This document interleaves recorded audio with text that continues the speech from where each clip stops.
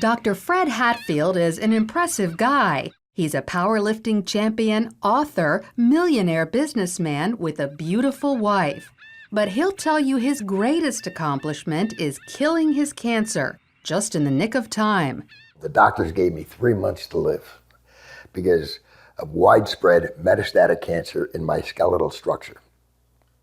3 months. 3 different doctors told me that same thing. It's a horrible, horrible feeling to have someone tell you that the person that you love only has 3 months to live and you're not going to be with him anymore. While Fred was preparing to die, he heard about an anti-cancer diet, also known as metabolic therapy.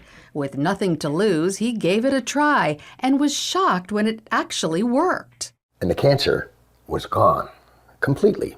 To this day, there's no trace of it, and it's been over a year. Although it wasn't easy, Fred stopped eating carbohydrates because carbohydrates turn into glucose inside your body. Cancer cells love glucose and need it so badly that if you stop giving it to them, they die. And it just absolutely amazes me that medical science is just now finding this out. Fred's recovery was not a surprise to Dr. Dominic D'Agostino. His team of scientists at the University of South Florida study metabolic therapy. When they removed carbohydrates from the diets of lab mice, the mice survived highly aggressive metastatic cancer, even better than when they were treated with chemotherapy. We have dramatically increased survival with metabolic therapy. So we think it's important to get this information out. And it's not just lab mice. He's also seen similar success in people, lots of them.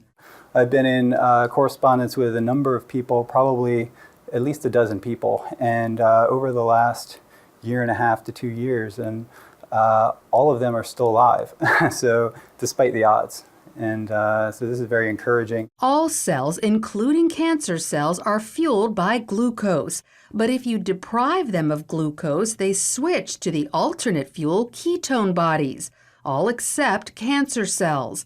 A defect prevents them from making the switch to using ketone bodies as fuel, and therefore cancer cells can only survive on glucose. All other cells can use either glucose or ketone bodies. Your normal cells have the metabolic flexibility to adapt from using glucose to using ketone bodies. But cancer cells lack this metabolic flexibility, so we can exploit that. People like Fred, who deprive their cells of glucose and fuel them with ketone bodies instead, eat what's known as a ketogenic diet. It consists of almost 0 carbohydrates, but lots of natural protein and fat. You can go online and there's just cookbooks and, it's clean eating, just very clean eating. None of the sugars, the salts, the trash food. Natural proteins are ones in their original form, but processed meats like cold cuts and hot dogs are off limits because often carbohydrates have been added to them. Natural fats are in their original form, like olive oil, avocados, nuts, and also coconut oil. But stay away from trans fats such as shortening or margarine, which are man-made. Some people are afraid to try the ketogenic diet because they think all this fat is bad for their heart.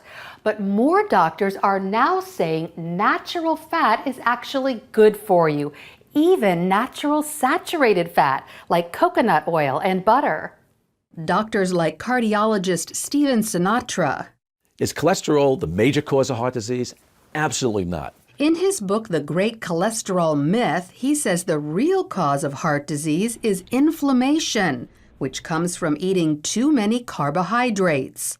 We need to coach our patients and empower them about the dangers of sugar. Unfortunately, they're not hearing that. They're hearing the converse, the dangers of fat. Fat is healthy for you, as long as you avoid trans fats. So by cutting back on carbohydrates and eating natural fats and proteins, you could improve your heart health and even wipe out cancer. Lori Johnson, CBN News.